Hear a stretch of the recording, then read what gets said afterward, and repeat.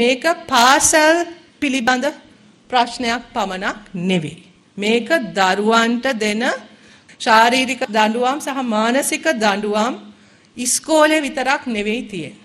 මේ පහුගිය කාලය තුල ඔබ දන්නවා පොලිසිය විසින් පරිවාසය බාර දරුවන්, ආයතනගත දරුවන්, අතරමං වෙච්ච දරුවන්, සමාජයේ ඉන්න දරුවන් මේ සියලුම දරුවන්ට එල්ල වෙලා තියෙන ශාරීරික හිංසනය, මානසික හිංසනය වැඩිහිටියන් විසින් ඒ දරුවන්ට වගකිව යුතු අයගෙන් සිද්ධ වෙලා තියෙන හිංසනය පිළිබඳ බරපතල ප්‍රශ්න ගණනාවක් මතුවලා තියෙනවා සමාජය තුල. පරිවාසයේ බාරේ ඉන්න දරුවා. මේ ළඟදිත් මම හිතන්නේ උසාවි නඩුවක් තීරණයක් දුන්නා අවුරුදු 16ක ළමයෙක්ට පොලිසිය විසින් කරපු වද හිංසා පිළිබඳ.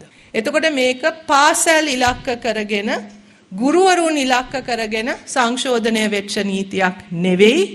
මේක සමස්තයක් හැටියට දරුවන්ට දඬුවම් දීම පිළිබඳව එතනදී ඒකේ සංශෝධනයක් තමයි මේ ශාරීරික දඬුවම් පිළිබඳවත් මානසික හිංසනය පිළිබඳවත් විශේෂයෙන්ම ආයතනගත වෙච්ච දරුවන්, පොලිසිය බාරේ ඉන්න දරුවන්, පරිවාස බාරේ ඉන්න දරුවන් මේ සියලු දෙනා ගැනත් ඉලක්ක කරගෙන කෙරෙන සංශෝධනයක්. හරි, එතකොට මේකේ මීට වඩා පුළුල් අර්ථයක් තියෙනවා. එතකොට මේක තුල තියෙනවා මේක ඇති වෙලා තියෙන සංවාදය තමයි දැන් අපිට දරුවන්ගේ විනය පවත්වාගෙන යන්න බෑ. දරුවන්ට දඬුවම් කරන්නම බෑ. කිසිම දඬුවමක් කරන්න බෑ.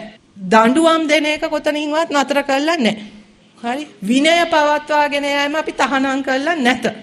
හැබැයි අපි සමාජයක් හැටියට හිතනවා නම් දඬුවම් දිය හැක්කේ දරුවන්ට ශාරීරිකව වද හිංසා දීමෙන් තුලින් පමණයි, ඔවුන්ව මානසිකව වට්ටලා පමණයි කියලා නම් එහෙනම් මම හිතන්නේ අපිට කතා කරන්න ගොඩක් දේවල් තියෙනවා. විනය පවත්වාගෙන යෑමට වද හිංසා දීම අත්‍යවශ්‍යයි කියලා හිතන සමාජයක් තුල නම් අපි ජීවත් වෙන්නේ. එහෙනම් අපිට කතා කරන්න ගොඩක් දේවල් තියෙනවා. ඒ නිසාම තමයි අපි මේ විවාදේ තව දික් කළක් තියෙන්නේ. මේක සංවාදයට ගත යුතු කාරණාවක්. අපි කියන්නේ දඬුවම් දෙන්න. විනය පවත්වාගෙන යන්න. පොසිටිව් ඩිසිප්ලිනින් කියලා දේවලුත් තියෙනවා.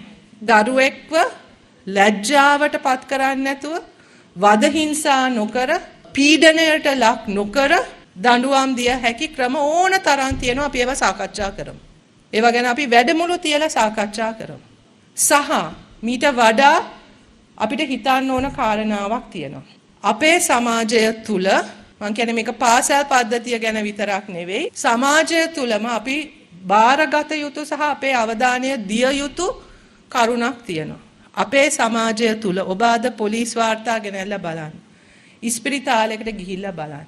අපේ රටේ අර්බුද ආර්ථික අර්බුදයක් පමණක් නෙවෙයි, සමාජ අර්බුද ගණනාවක් නිර්මාණය වෙලා තියෙනවා. ඒ අර්බුද තුල ප්‍රධාන එකක් ගැටුම් කියන ඒවා. ඕනම සමාජයක ගැටුම් තියෙනවා. නමුත් අපේ සමාජයේ ගැටුම් අපි निराකරණය කරන ප්‍රධාන ක්‍රමය ප්‍රචණ්ඩත්වය බවට පත් වෙලා තියෙනවා. ගෘහස්ත හිංසනය වැඩි වෙලා තියෙන රටක අපි ජීවත් වෙන්නේ. ගෘහස්ත හිංසනය හිතන්න බැරි විදියට ප්‍රචණ්ඩත්වයට පත් වෙලා තියෙනවා. දැන් අපි අපේ පරම්පරාවේ අය රැගින් ගැන හිතනකොට තාම චුට්ටක් රොමැන්ටිසයිස් කරලානේ බලන්නේ අපේ අත්දැකීමත් එක්ක. මොකද මේ දැන් කාලේ ළමයින්ට මේවා දරා ගන්න බැරි, අපිට ඕක ඔච්චර ප්‍රශ්නයක් උන්නේ නැහැ කියලා හිතන අපේ වයසේ අය ඉන්නවා. හැබැයි අද ඔබ මේක හදාරලා බලන්න. ඔබේ දරුවන්ගෙන් කතා කරලා අහන්න. හොස්ටල් වල වෙන සිද්ධීන් ගැන හොයලා බලන්න. ප්‍රචණ්ඩත්වය එතන තියෙන්නේ. ප්‍රචණ්ඩත්වය ඒ ආයතන තුල මේ තරුණ තරුණියන් අතර. ස්වාමින් වහන්සේ අපේ පන්සල් පල්ලි කෝවිල් වලත් මේ තත්වයන් නිර්මාණය වෙමින් යනවා. ඒක අතිශයින්ම භයානකයි. භික්ෂුපාලි විශ්වවිද්‍යාලවල අපිට ඒ උපකුලපති හාමුදුරුවෝ අපිට ඇවිල්ලා කියලා තියෙනවා බරපතල තත්වයන් මේවා තුල තියෙන්නේ කියලා. එතකොට මේ සියල්ල තුලින්ම පෙන්눔 කරන්නේ ප්‍රචණ්ඩත්වය කියන එක වර්ධනය වෙලා තියෙනවා. එතකොට අපි ගැටුම් निराකරණය කිරීම ප්‍රචණ්ඩත්වය තුලින් කළ හැකි කියලා පිළිගන්න සමාජයක් බවට පත් වෙලාද? එහෙමනම් ඒක බරපතලයි. ඒක ශිෂ්ට සම්පන්න නැහැ. ඒක දියුණු නැහැ. ඒ නිසා අපිට අවශ්‍යයි මීට වඩා දියුණු තැනකට අපේ සමාජය ගෙනියන්න. මීට වඩා ශිෂ්ට සම්පන්න තැනකට අපේ සමාජය ගෙනියන්න. සහකම්පනය තියෙන තැනකට ගැටුම් निराකරණය කිරීමට වෙන විදි තියනවා කියලා අවබෝධයක් තියෙන සමාජයක් බවට අපි පරිවර්තනය විය යුතුයි. එහෙමනම් පාසල් වලට තියෙනවා මෙතන විශේෂ වගකීමක්. මෙතනිනුත් දරුවන් ඉගෙන ගන්නවා නම් ප්‍රචණ්ඩත්වය කමක් නැහැ කියලා. ක්‍රිකට් මැච් එක රග්බි මැච් එක පෙරදුනාම ගුටි කන එක සාමාන්‍ය දෙයක් බවට පත් වුණොත් මානසිකව තව කෙනෙක් ලැජ්ජාවට පත් කරන එක, හිංසනයට පත් කරන එක, හියුමිලියේට් කරන එක, එහෙම තමයි මනුෂ්‍ය සම්බන්ධතා පවතින්නේ ඒ විදියට කියලා පිළිගන්න සමාජයකට අපි ජීවත් විය යුත්තේ නෑ. ඒකයි අපි මේ වෙනස් කරන්න හදන්නේ. විනය නැති කරන්නවත්, දඬුවම නැති කරන්නවත්, නීතියට ගරු කරන එක නැති කරන්නවත් නෙවෙයි. නමුත් අපි අහන්න ඕනේ නීතියට ගරු කරන සමාජයක්, විනයක් තියෙන සමාජයක් හදන්න අපි ප්‍රචණ්ඩ විය යුතුද? මං කියන්නේ මම ඇත්තටම අහනවා ඔබ සියලු දෙනාගෙන්. ළමෙක් ගුටි කන්නම ඕනේද ඒ විදියට වෙනස් කරන්න? ළමෙක්ව අපි ලැජ්ජාවට පත් කරන්නම ඕනේද ඒ ළමයාව හදන්න? සහ මෙන්න මේකත් අපි හිතමු. අද අපි ඉන්නේ අතිශයින්ම සංකීර්ණ සමාජයක් තුල. ඒ දරුවන්ගේ ලෝක කොච්චර සංකීර්ණද කියලා මං හිතන්නේ අපි තේරුම් අරගෙන නැහැ. ඒගොල්ලන්ට තොරතුරු ආభాෂයන් එන්නේ මොන තැන්වලින්ද කියලා අපි දන්නේ නැහැ බොහෝ අවස්ථාවලට. ඒවා අපේ පාලනයෙන් තොර සිද්ධ වෙන්නේ. එතකොට අපි හිතනවා නම් මේ දරුවන් ඒ තොරතුරු වලින් අපිට වඩා දියුණු හෝ අපිට වඩා වර්ධනය වෙලා තියෙනවා කියලා ඒගොල්ලෝන්ගේ තුල ඒ වැඩිහිටියන් හැටියට ලැබිය යුතු ඒ තිබිය යුතු ශික්ෂණය විනය ඔවුන් තුල තියෙනවා කියලා එහෙම නැහැනේ. තාම ඒගොල්ලෝ දරුවෝ. ඒක හදන්න නම් මේ අලුත් පරම්පරාව එක්ක අපි ඒගොල්ලන්ට ඇහුම්කන් දෙන්නත් වෙනවා. ඒගොල්ලන්ට කිට්ටු වෙන්නත් වෙනවා. ඒගොල්ලන්ගේ ලෝක ගැන අපි හොඳින් හඳුනාගෙන තේරුම් ගන්නත් වෙනවා. ඒ කරන්න නම් මේ තියෙන ગેප් එක, මේ දුරස්තභාවය අපිට අඩු කරගන්න වෙනවා. ඒකත් අපේ වැඩක්. එහෙනම් ඒ දුරස්තභාවය අඩු කරන්න නම් අපිට ඔවුන් එක්ක ගනුදෙනු කරන ක්‍රම ගැන අපිට අලුතෙන් හිතන්න වෙනවා. විනය ගැන අපි ඔවුන්ට එක්ක කොහොමද කතා කරන්නේ? ආදර්ශමත් නායකයන් ලෝකයේ තුලම දුර්ලභ වෙන මොහොතක කොහොමද අපි ආදර්ශමත් නායකයන්, ආදර්ශමත් පුරවැසියන් ගැන ඔවුන් එක්ක කතා කරන්නේ? ගැටුම් निराකරණය ගැන අපි කොහොමද කතා කරන්නේ? ගෞරවය එකෙක්කනාට ගෞරවය කිරීම ගැන අපි කොහොමද කතා කරන්නේ?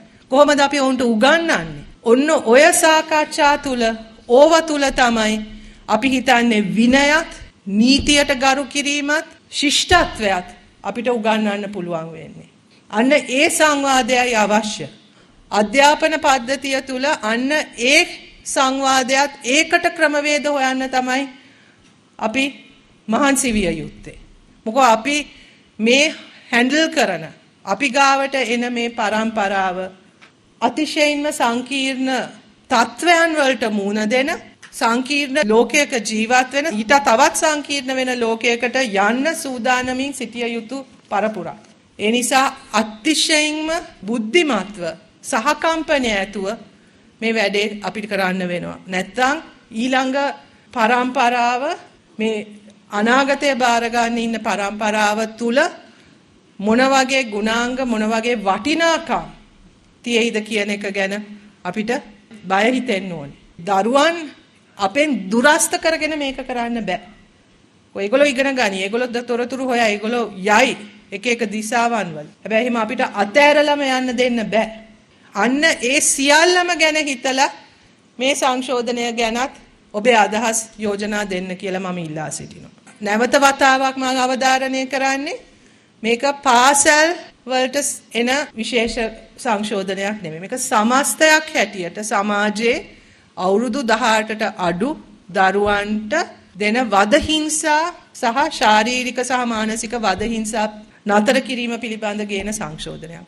දඬුවම් කියන ඒවා ශිෂ්ට සම්පන්න විය යුතුයි. දඬුවම් නැති කිරීම නෙවෙයි. රජ කාලේ තිබ්බ දඬුවම් අදට සුදුසු නැහැනේ. ඒවා අපි අද පිළිගන්නේ නැහැනේ. ඒ සමාජය දියුණු වෙනකොට ශිෂ්ට සම්පන්න වෙනකොට දේවල් වෙනස් වෙනවා. එහෙනම් මේවා ගැන සංවාද ඇති වෙන්න ඕනේ දියුණු වෙන සමාජයක් තුල දියුණු කරන්න යන සමාජයක් තුල කියලා අපි හිතනවා. අපේ රටේ මිනිස්සු ඔබ සියලු දෙනාත් අපේ දරුවනුත් අපේ දෙමව්පියනුත් සමාජ මාධ්‍යයේ කියන තරම් මෝඩ නෑ කියලා මම නම් හිතන්නේ. හරි? අපි අපේ සංස්කෘතිය තුල අපි හැසිරෙන්නේ මොනවා වුණත්. එහෙම නීතියක් ආවා කියලා හෙට ගුරුවරුන්ට එරෙහිව නඩු දාන්න කවුරුවත් දුවන්නේ නැහැ. එහෙම දෙමව්පියෝ ඉන්නේ අතලොස්සක් වෙන්න පුළුවන්. බහුතරයක් දෙමව්පියෝ එහෙම වෙන්නේ නැහැ. ඊටත් වඩා ඔබට දෙමව්පියන් සහ දරුවන් ගැන විශ්වාසයක් නැත්නම් අධිකරණ පද්ධතිය ගැන විශ්වාසයක්